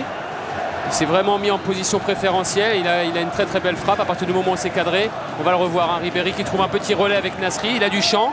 Nasri aime bien ces genres de situations. Il regarde autour de lui. Il fixe bien les défenseurs. Il décale Cissé. Djibril Cissé se remet sur son pied droit. Il rentre. Et là, il cadre. Et quand il cadre, c'est souvent... Généralement, il frappe fort. Alors, c'est vrai que c'est un but magnifique. Ouais, puis on revoit. Il se dégage bien. Il frappe vraiment très fort. Et entre les jambes de Perrin. Entre les jambes de Perrin, c'est très difficile pour Viviani, ça va vite. Ouais, et ça fait 1-0 pour l'Olympique de Marseille. Voilà comment une équipe qui semblait passive, une équipe qui semblait un petit peu abattue, qui semblait avoir les jambes lourdes, parvient à prendre l'avantage sur le terrain de l'AS Saint-Etienne grâce à la relation quand même de ce quatuor offensif, parce que là il y a quand même eu une passage Ribéry, Nasri et Cissé, l'exploit personnel aussi d'un Djibril Cissé qui est en pleine forme actuellement, parce que Cissé il marque quasiment à tous les matchs, hein. Si on compte le doublé contre Sochaux en Coupe de France, le dernier match contre Nancy, il a marqué, bon il n'a pas marqué à Monaco, mais il a marqué contre Sochaux en championnat, il a marqué contre 3, donc ça fait quand même 4 matchs sur 5 où il marque Djibril Cissé. Il faut dire qu'il sortait d'une période où il a été largement critiqué. En tout cas pour l'instant Marseille fait un grand pas vers la Ligue des Champions. Quelle va être la réaction des Stéphanois, avec peut-être ici Perrin qui remet de la tête, Sibeli voilà prolonge. En tout cas c'est le 8e but de Djibril Cissé depuis le début de saison. Voilà qui va peut-être réveiller un petit peu tous les acteurs de cette rencontre. Vous voyez comme apparemment parce que au début il décale Cissé, mais le fait de revenir sur son pied droit, avec cette fois-ci une défense stéphanoise qui a été un peu passive sur le coup. Parce que les trois, il n'y en a pas un qui a attaqué le ouais, tout à fait. Et puis on sait très bien qu'on va le revoir sur un angle différent. Hein. Cissé qui attend ce ballon, il se met pas hors jeu. Et dans ces situations-là, c'est vraiment un joueur qui est focalisé par le but. Et même en étant un petit peu excentré, même en étant à 20 mètres, c'est quelqu'un qui va toujours rechercher le but s'il en a la possibilité. Tout à l'heure, il avait choisi de frapper au but en arrêtant son ballon, en étant lui-même arrêté. Ça ne pouvait pas donner grand-chose, mais là, il s'est mis en mouvement, il s'est dégagé légèrement. Et puis, là, il y a vraiment une très belle prise de risque qui est récompensée. Il avait ouvert son compteur personnel cette saison, Djibril Cissé, face à l'AS Saint-Etienne lors de la 19e journée. Et le voici qui marque à nouveau contre les Stéphanois. Et on vous le disait tout à l'heure, il aurait aimé être le héros de la Coupe de France. Il l'a été, mais le héros malheureux quelque part la semaine dernière. Il aimerait être peut-être le joueur qui qualifie Marseille en Ligue des Champions l'année prochaine. Et pour l'instant, eh bien c'est bien parti avec cet avantage au score pour les Marseillais. Cissé dont on ne sait toujours rien sur l'avenir, parce qu'on vous rappelle qu'il appartient à Liverpool et qu'il y a une option, mais encore faut-il la lever. Elle est haute, elle est très haute cette option, mais c'est vrai qu'une place en Ligue des Champions permettrait peut-être d'avoir des finances un peu plus saines et peut-être d'avoir une enveloppe budgétaire un peu plus élevée. Ouais, puis je suis pas décideur marseillais évidemment, mais avoir un Djibril Cissé pour jouer la Ligue des Champions et jouer un rôle intéressant dans le championnat, c'est forcément une arme importante. C'est un joueur de très haut niveau qui est international, qui a gagné la Ligue des Champions avec Liverpool. Il a forcément ce vécu-là, et même si c'est cher, ça restera une arme importante pour Marseille. Attention avec le coup franc de Faïndono qui est arrivé sur la tête d'Ilunga, mais ça passe juste au-dessus des buts de Cédric Carasso. Et encore une fois, hein, Nicolas, c'était Moussillou, pardon, excusez-moi, je dis Ilunga. Ce but va donner un petit peu d'aisance aux Marseillais. on avait la sensation qu'ils souffraient un petit peu. Mais ça va certainement leur donner un petit peu de peps et de confiance dans tout ce qui leur manquait depuis le début, à toutes les phases défensives. Oui, parce que Marseille, pour l'instant, on vous le rappelle, est quand même sur une sacrée dynamique en championnat avec Niang pour Nasri. Renversement de jeu de Samir Nasri sur son capitaine. Maintenant qu'ils ont pris l'avantage, ils vont peut-être aussi pouvoir laisser sortir les Stéphanois. Et quand on connaît leurs armes en contre, ça peut être un scénario idéal pour eux. Dans le dos de Samir Nasri avec Guarine, Landrin. Ribéry ne parvient pas à gêner le milieu de terrain stéphanois. Il y avait un coup de sifflet de M. Layek. Vous voyez la pluie qui redouble d'intensité. Effectivement, cette pluie qui a eu pour mérite de réveiller un peu les Marseillais, de réveiller tout le monde d'ailleurs dans cette rencontre.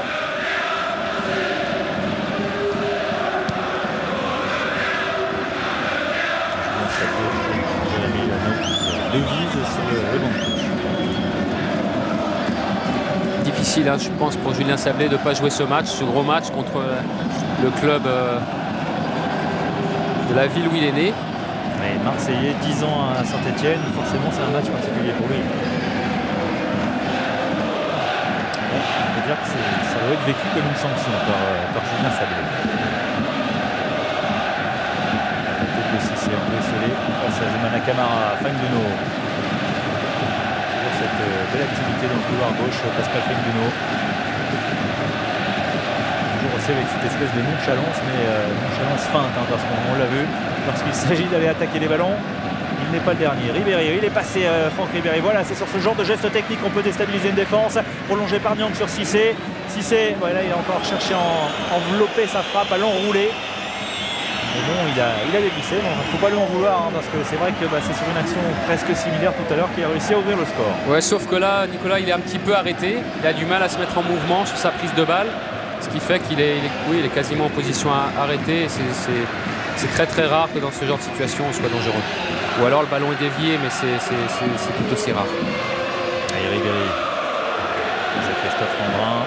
Ribéry, Niang, la reprise instantanée de Mamadou Niang. Voilà les Marseillais qui osent. On les a sentis quasiment craintifs pendant une cinquantaine de minutes. Et maintenant, il y a quelle que soit la position, ils tentent un tir. Ouais, puis je pense qu'ils ont pris aussi l'avantage psychologiquement sur les Stéphanois qui vont peut-être eux douter maintenant.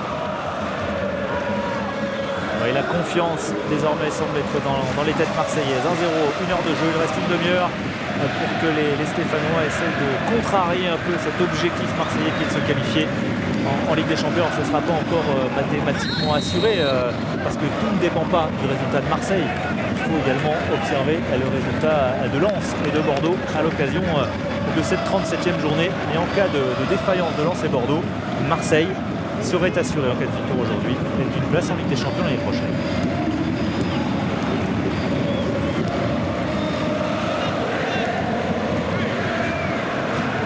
Il faudrait même que Lens ou Bordeaux, si Marseille gagne, il faut que Lens ou Bordeaux gagnent aussi, hein, pour continuer à maintenir le suspense. En cas de match nul des deux clubs précédemment cités, ça ne changerait rien. Marseille serait assuré d'un ticket en C1, et quoi qu'il arrive. S'ils vont chercher la victoire, on en est loin, hein, il reste une demi-heure, mais s'ils vont chercher la C1, s'ils vont chercher la victoire, ils seront quasiment anciens, parce que si c'est pas la deuxième, ce sera de toute façon la troisième place pour les Marseillais avec Modeste Mbami. Voilà, on récupère un peu plus de ballons maintenant également au milieu de terrain. Comme quoi une partie peut être complètement bouleversée en l'espace de quelques minutes.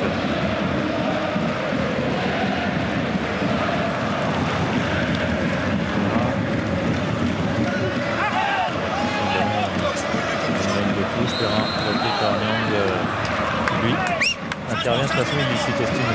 Layek.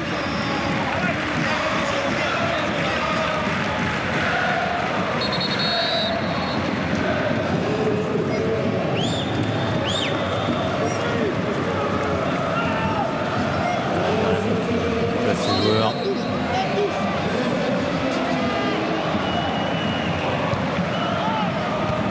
Tête d'Mbami pour écarter le danger. Ça revient sur Guarine, il a glissé le Colombien. Et derrière le petit geste de Mamadou Niang qui n'est pas méchant mais qui stoppe le contre stéphanois. Les Marseillais vont récupérer la touche. Il y a un changement avec Marek Heinz, le Tchèque, qui va faire son entrée à la place de Freddy Guarine. Le Bien qui n'avait pas souvent été titulaire cette saison.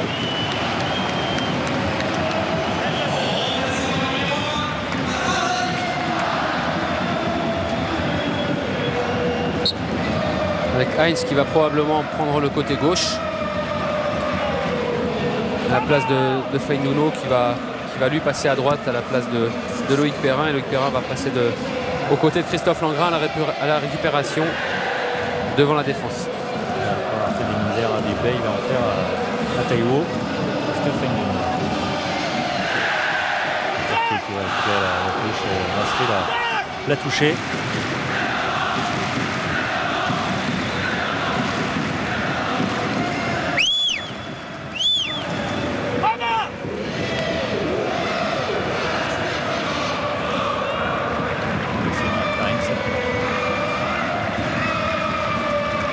Bipey qui va le chercher tout de suite, qui veut lui montrer, c'est souvent un rapport de force psychologique, le défenseur veut montrer à son adversaire direct qui va être présent.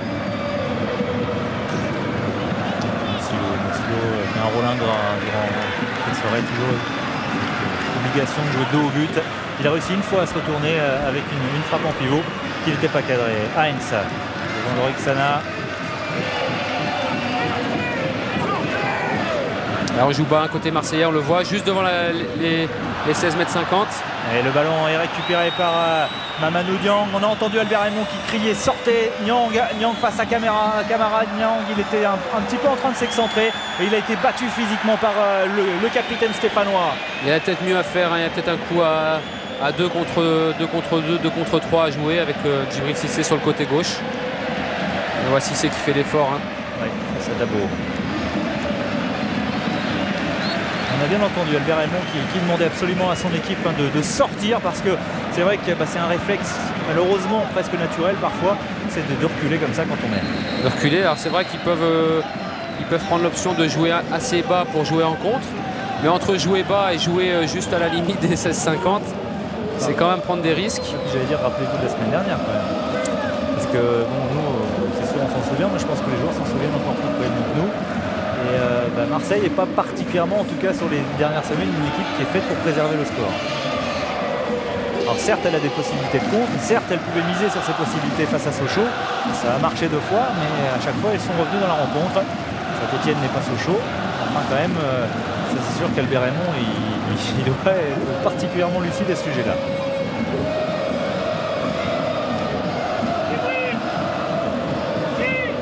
Ouais, tous les Marseillais sont dans leur 40 mètres défensifs. Et Monsillo encore pour Perrin. Il y a Franck Ribéry qui est revenu. Ça revient directement sur Langrin. Une frappe qui était particulièrement difficile, en déséquilibre, en arrière. Heinz, s'il avait réussi à cadrer déjà, ça aurait été un miracle. On va voir, on revoit Djibril Cissé qui se dégage bien, c'était le but de tout à l'heure. Frappe limpide, quasiment lucarne gauche. Ouais, elle est belle, elle est pure parce que vous avez vu le ballon. Ralenti, il n'y a presque pas eu de rotation, donc elle était vraiment très bien exécutée cette frappe. Niang avec Nasri. Oula, Nasri.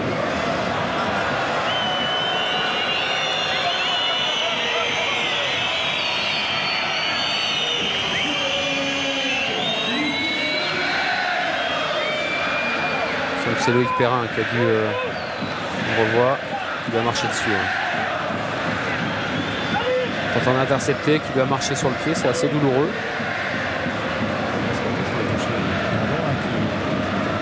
Protégé, quelle que soit la protection qu'on peut porter.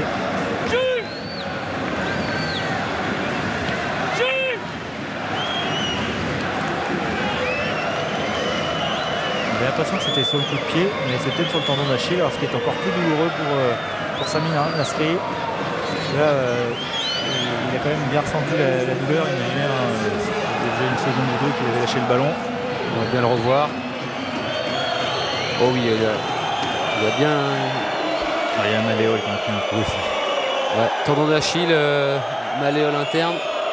C'est très douloureux, mais généralement à chaud, on arrive à vite se remettre dedans. Par contre, il aura très mal demain. Allez, les supporters marseillais qui ont fait le déplacement évidemment peuvent exulter pour l'instant. Leur équipe mène 1-0 à Saint-Etienne. On vous rappelle que Marseille n'a plus gagné à Geoffroy Guichard depuis 1993. Et c'était forcément une autre équipe, hein, puisqu'à l'époque, Marseille était une équipe quasiment invincible, qui avait gagné en 93, en 88 et en 87. Mais justement, hein, malgré la grande équipe de Marseille, il n'y avait eu que 3 victoires finalement sur 6 ans. Du côté de Geoffroy Guichard, Moussilou qui essaye désespérément de se dégager du marquage de Sivelli et de Rodriguez dans l'axe. Feindouno face à Rodriguez justement, la balle frappe et magnifique égalisation de Pascal Feindouno, le détonateur stéphanois depuis le début de la rencontre. Pascal Feindouno, vous le disiez, il marque souvent face à l'OM. Et bien voilà, nous en sommes un partout. But exceptionnel hein, de Feindouno, mais je dirais comme en première mi-temps, on voit Feindouno qui récupère le ballon à 25 mètres, 30 mètres des buts marseillais, qui a le temps de venir fixer. On tarde un petit peu à sortir dessus pour le gêner. Alors c'est Lorixana, il me semble, hein, qui est venu le cadrer. Et puis on le voit ici, un feinte de frappe. On est un petit peu loin de lui. Voilà, et quand ce genre de joueur arrive à se mettre en position, un peu comme Djibril Cissé, belle feinte de frappe pied gauche. C'est Julien Rodriguez hein, qui est avec lui, mais qui n'est pas forcément assez près de lui pour l'empêcher de frapper. La frappe est limpide, un peu comme celle de Djibril tout à l'heure. Ouais, c'est ce que j'allais dire. Autant la frappe de Cissé était belle, celle de Feindouno l'est tout autant. Ça fait un but partout. Tout est à refaire pour les Marseillais. Alors rien, on vous le rappelle, n'est évidemment périlleux, voire dangereux pour les hommes d'Albert Raymond, mais une victoire, et ce serait quasiment la certitude d'être en Ligue des Champions, alors qu'un match nul, ce serait, on va dire, repousser le suspense. Alors c'est vrai qu'on peut dire que c'est un but sur un exploit de Feindouno. C'est un exploit, mais je persiste à dire que c'est quand même... on tarde un petit peu côté marseillais à venir gêner. Bon, le paye cher. Oui, mais en tout cas, Pascal Feindouno, c'est son 9e but en championnat, plus encore. Il y avait longtemps qu'il n'avait pas marqué Pascal Feindouno. Si je ne m'abuse, la dernière fois, c'était contre Valenciennes, le 16 décembre dernier. Donc ça fait quasiment 5 mois que Pascal Feindouno n'avait plus marqué en championnat. Le voici à 9 réalisations. Et imaginez un bon début de saison, parce que forcément, quand vous marquez 8 buts en 18 journées, ça s'appelle un sacré début de championnat. Mais il avait vu son compteur bloqué. 6 passes décisives également, hein. Donc 9 buts, 6 passes, c'est quand même de belles stats. Ouais, puis là, du coup, ça la récompense des efforts fournis depuis le début de rencontre, parce que Feindouno, il n'a pas été avare du tout de ses efforts depuis le début de cette rencontre. On l'a vu beaucoup provoquer. Et en tout cas, ce qui est assez rare, parce que c'est pas si fréquent comme ça, c'est moins qu'on puisse dire dans les matchs de Ligue 1, c'est de voir 2 frappes de 20 mètres qui donnent 2 buts, parce que souvent on a des coups de pied arrêtés, des têtes, des échappées, des 1 contre 1, mais des frappes comme ça de 20 mètres, c'est quand même assez rare. Elles sont belles, celles-là. Ce ne sont pas des demi-frappes en plus, c'est pas des ballons déviés, c'est 2 frappes pures qui finissent quasiment dans la lucarne et de Viviani et de Carasso. Et 2 frappes qui avaient quasiment aucune chance de faire briller les gardiens. Là, il y avait encore une bonne passe pour Matt Moussilou. Enfin, bonne passe, pas tout à fait, parce que Moussilou, il a été prêt à contre-pied. Il y avait l'occasion, en tout cas pour les Stéphanois, de prendre avantage. Les Stéphanois qui n'ont pas rendu les armes dans cette rencontre, loin de là. Les Marseillais repartent avec Samir Nasri face à Ilunga. Nasri, voilà, pour Ribéry, ballon glissé, mais tout de suite Zoumana Camara qui a coupé la trajectoire et il a bloqué Ribéry. Il empêche le numéro 7 Marseille de se retourner. Il n'y a pas de faute, estime Monsieur Layek. On n'a pas beaucoup dit hein, depuis, on n'a même pas parlé depuis le début de cette partie, mais je trouve que l'arbitrage de Monsieur Layek est parfait. Il est vraiment judicieux. Quand il faut laisser jouer, il laisse l'avantage. C'est le problème des arbitres quand on en parle pas en général, c'est un match engagé, mais ça reste vraiment dans les limites et par son comportement, il arrive à laisser le rythme de la partie s'installer. La tête de Cissé là, avec une puissance. On va revoir cette frappe. Belle feinte de frappe, il aime bien les feintes de frappe. Feindouno, il se dégage bien, un petit peu comme Djibril Cissé tout à l'heure. Une frappe limpide, croisée. Voilà, on voit. Avec une frappe soudaine, instantanée, et là le temps que le gardien réagisse, c'est trop tard, la frappe est trop belle. En tout cas, ça fait un but partout. On vous disait, c'est 2 des 3 meilleures attaques du championnat. Vous ne pouvez pas rester à 0-0, c'était pas possible. Et c'est peut-être pas terminé. Feindouno encore. avec un corner concédé par Modeste Mbami.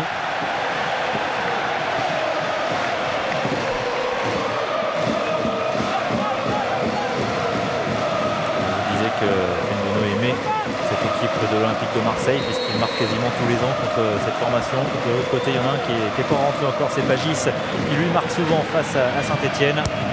Pascal Béraimond va essayer de le faire rentrer. Pagis qui a été le grand frustré, c'est le moins qu'on puisse dire, de la finale de la Coupe de France. Il était prêt à rentrer pour tirer les tirs au but. Et finalement, ça n'a jamais eu lieu, il n'est jamais rentré. Ceci dit, ça n'aurait pas été forcément un cadeau pour lui de le faire rentrer juste pour tirer son penalty. Vous me direz que dans ces cas-là, il a tout à gagner, parce que s'il le manque, on dit bah il vient de rentrer. S'il le met, il peut être le héros. Il n'a pas grand chose à perdre quand même, Pagis en rentrant dans ces cas-là. Attention à la bonne passe, il n'y a pas d'hors-jeu si. Le drapeau s'est levé, mais les Stéphanois commencent à être de plus en plus présents dans la surface, alors que c'est Hawker qui va rentrer. Les Stéphanois vraiment présents en masse. Et c'est finalement Mathieu Valbuena qui va être le premier à changer côté marseillais. Et à la place de Franck Ribéry. Franck Ribéry qui a eu du mal à prendre l'ascendant, que ce soit sur son côté droit en ayant Ilunga face à lui ou sur son côté gauche en ayant Dabo. Et puis là on verra Raymond qui choisit de remplacer un joueur à peu près du même profil, Mathieu Valbuena. C'est un joueur qui n'a pas beaucoup de vécu en Ligue 1 cette saison, même très peu, qui a été blessé dès le début de saison et qui a aussi envie de montrer sur cette fin de saison qu'on peut penser à lui pour l'année prochaine. Oui, Valbuena, 13 matchs en Ligue 1, enfin 2 fois titulaire, donc 13 bouts de match quasiment. Lui qui était en national à Libourne l'année dernière. Alors qu'on a la frappe de Fendono, elle est un petit peu à l'image, c'est vrai, de celle de Cissé, parce qu'elle part quasiment dans les jambes du défenseur. Donc le gardien a absolument attention avec Cissé, la bonne sortie de Viviani en dehors de sa surface. Ouais, le gardien n'a quasiment pas la possibilité de voir le départ de la frappe. Alors étant donné la qualité derrière, c'est impossible d'aller la chercher. On avait la bonne sortie de Jody Viviani là parce qu'il fallait sortir sans faute en dehors de sa surface. Camara.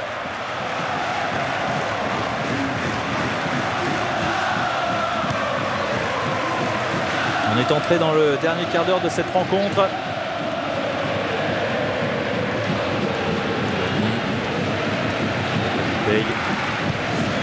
Tranquille depuis que Fendono n'est plus là, mais Fendono, c'est à Rodriguez qui a donné le tournis.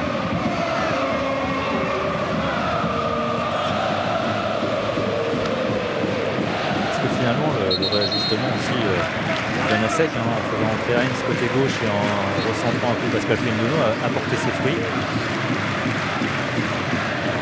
Ouais, puis ça a permis à Perrin de se replacer devant la défense aussi, peut-être d'avoir une récupération un peu plus équilibrée.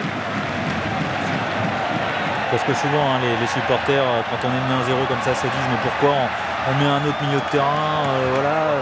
Ça c'est un langage souvent un peu basique de supporters. Pourquoi ne pas mettre un nouvel attaquant? Voilà, c'est un dispositif, une équipe c'est un collectif, et le collectif c'est un peu comme un puzzle. Si vous changez une pièce, c'est toute la mécanique qui bouge et ça peut avoir de grands effets. Et puis c'est une question d'équilibre tout simplement. Quand une équipe est un peu mieux équilibrée, elle est forcément meilleure dans la récup, et on sait très bien que quand on est meilleur dans la récup, le jeu d'attaque s'en ressent. Oui, parce que en flèche offensive, on va dire qu'il y a encore Gomis bien sûr sur le banc côté stéphanois. Et Gomis côté Saint-Etienne et Pagis côté OM. Parce que Toyfil Maolida, au début prévu dans le groupe, n'est pas présent du côté de Saint-Etienne.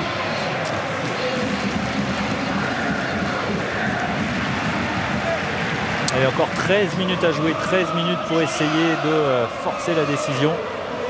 Pape Diouf n'est pas particulièrement serein. C'est vrai que c'était bien parti pour son équipe, mais cette égalisation de Fendono a tout remis en cause.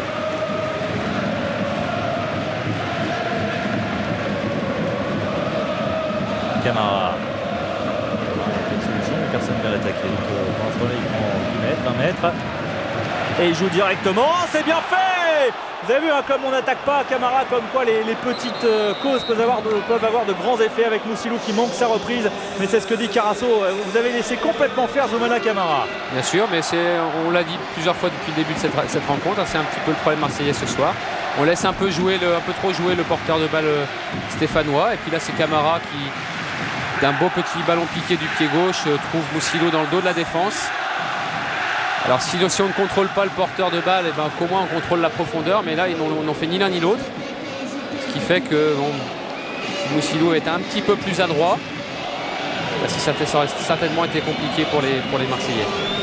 Alors que Johan Hocker est entré à la place de Loïc Perrin en milieu de terrain de l'équipe de Saint-Etienne. Et là c'est Djibril Cissé qui sort pour faire entrer Mika Pagis. Voilà, Mickaël Pagis, buteur à l'aller et auteur d'un doublé l'année dernière face à Saint-Etienne, ce qui avait permis au Vélodrome à Marseille de s'imposer 2-0. En tout cas, Cissé, il aura encore marqué. Espérons pour l'OM que Cissé ne soit pas un buteur malheureux une nouvelle fois. Parce que là, il apporte grandement son expérience à cette formation olympienne en cette fin de saison.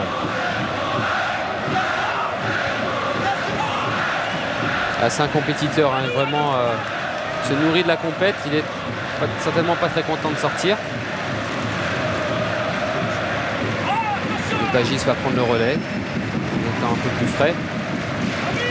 Ouais, parce qu'il y a un bout de temps qu'il n'a pas joué Mickaël Pagis, mais on peut discuter la finale de la Coupe de France. L'intervention de Lorixana, voilà la hargne de l'Albanais, parce que lui on sait aussi hein, ses qualités morales et ses qualités mentales.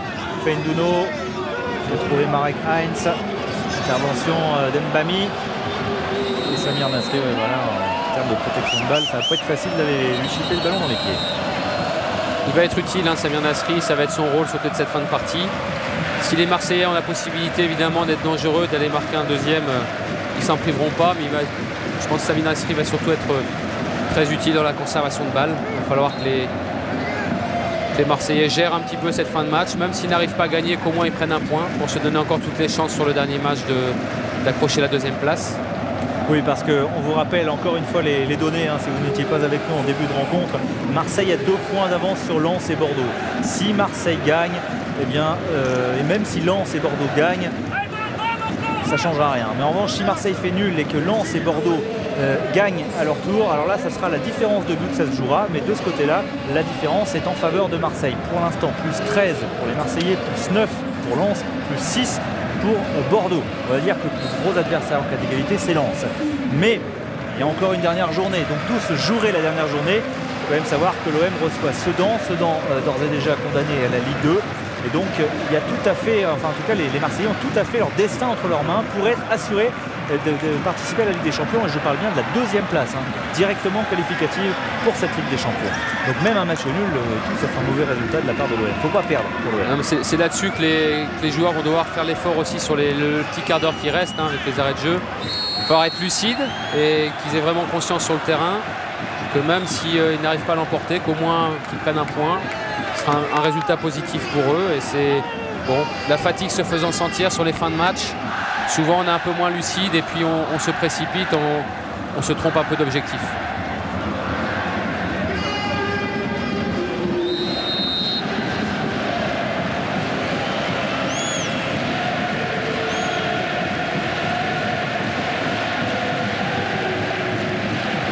Je vous rappelle que les Lensois recevaient les Niçois. Et donc un match très important pour Nice, hein, qui n'est pas non plus tout à fait encore condamné à la Ligue 2. Et il faudrait quand même en cas d'égalité de Marseille et victoire de Lens, il faudrait que Lens en passe plus de 4, attention à cette reprise de Feinduno au Niçois, pour revenir à égalité, on va dire, en termes de goal average. Donc voilà, ça fait quand même des conditions qui sont favorables pour l'instant aux hommes d'Albert Raymond. L'entrée de Mickaël Pagis un peu aussi apporté, je pense qu'Albert Raymond l'a fait sciemment. Hein, Mickaël Pagis est plus un joueur sur lequel on joue dans les pieds, très utile dans la conservation, peut-être un peu moins joueur d'espace. Sur cette fin de match, il va être très utile dans ce rôle d'appui. Allez, un peu moins de 8 minutes dans le temps réglementaire. Les supporters stéphanois, ils font toujours la fête, c'est leur dernier match à domicile. Saint-Etienne termine sans perdre. Saint-Etienne battu 7 fois à domicile par Sochaux, Auxerre, Monaco, Sedan, Rennes, Lyon et Bordeaux lors de la 33e journée. Ça fait quand même beaucoup, alors que du côté de Marseille, des victoires à l'extérieur, on n'a pas eu beaucoup non plus. Des victoires à l'extérieur, on a eu 4 tout simplement. À Auxerre, à Paris, attention avec ce bon ballon et Mamadou Dian là, qui était trop court pour reprendre. Victoire au Parc à Rennes et donc à Monaco lors de la 35e journée. Cette fameuse bonne série des Marseillais le 6 mai dernier.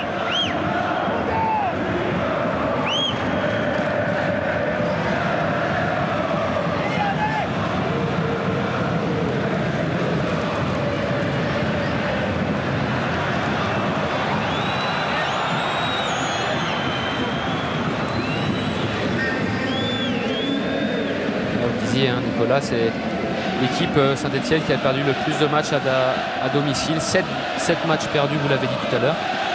Autant que Paris à domicile. C'est même moins bien que Nantes qui est dernier.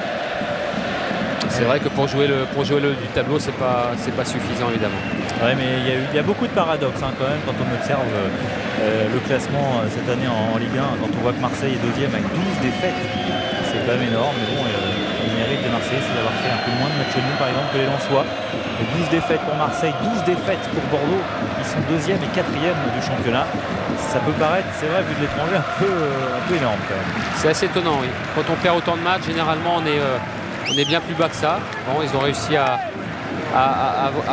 limiter les matchs nuls, ce qui leur permet d'être là où ils sont. Mais c'est vrai que quand on veut jouer le haut du tableau, on se dit que 5, 6 défaites, 7 défaites maximum dans une saison. Attention, le ballon pour Michael Pagis qui parvient à glisser. Et le deuxième but marseillais, voilà qui est fait avec Mathieu Valbuena. C'est lui qui tout à l'heure avait centré pour Mamadou Diong. Et c'est lui qui permet surtout à Marseille de reprendre l'avantage dans le money time de cette rencontre.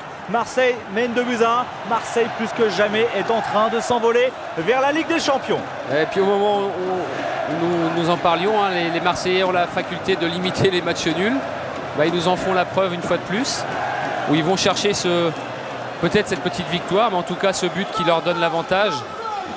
On le revoit, petit ballon de Taiwo avec un petit numéro de Nasri qui n'a pas le contre, mais le ballon qui arrive dans les pieds de Pagis. Passeur pour Valbuena qui est en première intention. Et Valbuena qui marque son premier but en Ligue 1, tout simplement. Vous parliez de son manque de vécu. Imaginez, là il va faire un grand pas dans son vécu parce qu'il est peut-être en train de marquer un but décisif pour l'Olympique de Marseille. Lui qui n'a été titulaire qu'à 2 reprises, qui ne dispute que son 14e match de Ligue 1. Le voici encore, il est insaisissable depuis qu'il est entré. Eh bien, il permet à Marseille de mener 2-1 à 4 minutes de la fin du temps réglementaire.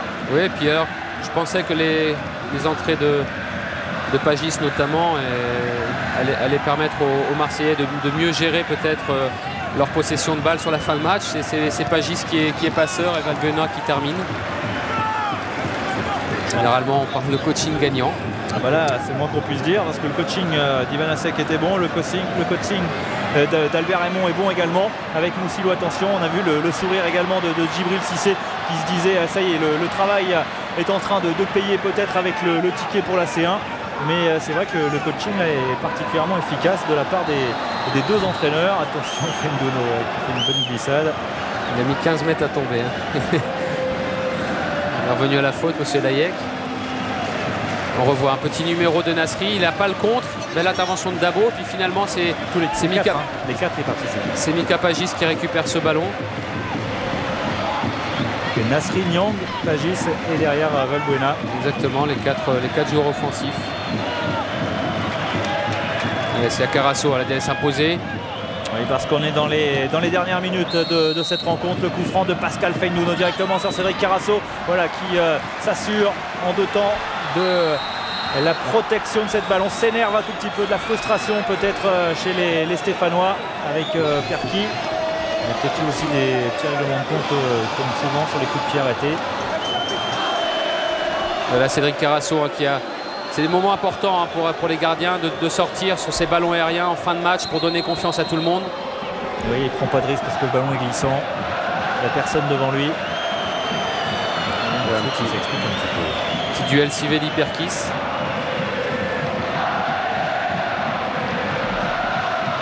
Chevalier qui ne sanctionne pas, qui avertit verbalement en disant allez c'est bon les gars, c'est la dernière, le match est bientôt fini. Ça serait dommage que ça dégénère. J'interprète évidemment. Et on voit, regardez en même temps que Carasso, il y a un petit coup de coude de la part de Sivelli sur Perkis, alors que Wilson Oruma va faire son entrée à la place de Niang. Niang, il aura été dans le coup des 2 buts marseillais. Il n'a pas marqué aujourd'hui Mamadou Niang. Il reste donc à 12 buts. Il reste à une longueur de Steve Savidan, mais il aura participé quand même largement pour l'instant à la victoire marseillaise. Donc Oruma lui va bloquer un peu le milieu de terrain. De Marseille. Là sur cette fin de match entre Pagis, entre Nasri, Oruma, peut-être un peu moins Valbuena, mais les Marseillais sont pour garder cette balle et puis et la faire tourner. Ouais, on est en train de contester le temps additionnel. Ouais, on va dire que ça fait partie du folklore marseillais, ce qu'on est en train de faire José Anigo et Djibril Cissé notamment. Ils en rigolent, mais ils sont pas bien quand même. Hein. Ils sont pas très satisfaits. Oui, parce que la Ligue des Champions est au bout de cette rencontre pour l'Olympique de Marseille. Julien Rodriguez, voilà. Il a pris un petit peu de risque, en tout cas il a fait surtout passer un petit frisson dans le dos des supporters marseillais. Ouais. Là, c'est sur cette situation-là que les Marseillais doivent ressortir un petit peu pour se donner un peu d'air et défendre moins près de leur but. Et voilà pourquoi José Anigo et Djibril Cissé avaient du mal à encaisser le temps additionnel. 4 minutes encore pour que Saint-Etienne revienne dans la rencontre. On vous rappelle que si jamais Marseille s'impose aujourd'hui, il faut que Lens et Bordeaux s'imposent également pour, on va dire, maintenir un semblant de suspense. Et même si Lens, Bordeaux, Marseille s'impose aujourd'hui, il suffira d'un nul à Marseille lors du dernier match contre Sedan pour aller en Ligue des Champions. Autrement dit, c'est tout près d'être fait. C'est tout près d'être fait. Et évidemment, vous saurez le résultat de Lens Bordeaux dans Jour de foot. Il reste, même si on connaît le champion depuis quelques journées maintenant dans le championnat de France, du suspense. Il reste du suspense dans le haut pour la Ligue des Champions et donc dans le bas également encore pour le maintien. Tout n'est pas terminé. Attention, Valbuena qui a perdu ce ballon avec Hawker. Hawker, la petite balle piquée pour Marek Heinz. C'est la couverture, la protection de Bey qui empêche le Tchèque déjà de capter le ballon et de se retourner. Même si on est en fin de match et dans le temps additionnel, il ne faut pas que les Marseillais défendent aussi près de leur but. Ils peuvent se mettre en danger. Il peut y avoir un coup de pied arrêté, quelque chose qui les mette en difficulté. Plus haut ils défendront, mieux ce sera pour eux.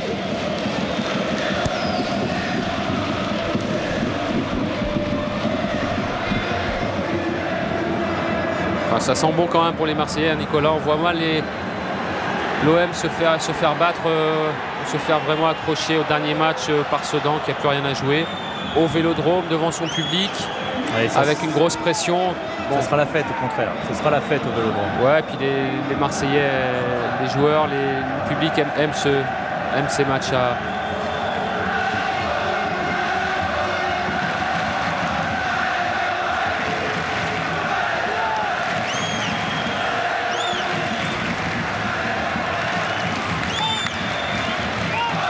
Il y avait 4 minutes de temps additionnel, il en reste un peu plus de 2 à disputer et c'est vrai que dans une semaine la fête pourrait être magnifique pour Marseille et je pense, Jocelyn Gourvenec, que là les Marseillais auront oublié cette finale de Coupe de France perdue dans des circonstances évidemment difficiles parce que perdre c'est jamais facile, mais après il y a des circonstances qui rendent des fêtes un peu plus amères encore.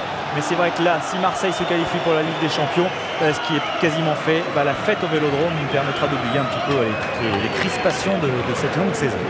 Bien sûr, hein. Alors ça fera toujours pas de titre pour Robert Louis Dreyfus. Mais bon, ils auront accroché, fait un bel exploit, parce que s'imposer... En même temps, il joue pas. C'est vrai qu'il joue pas, mais bon, il attend quand même ce petit titre. Je pense qu'il a même une coupe. Hein, il n'a encore jamais rien gagné avec l'OM, malheureusement.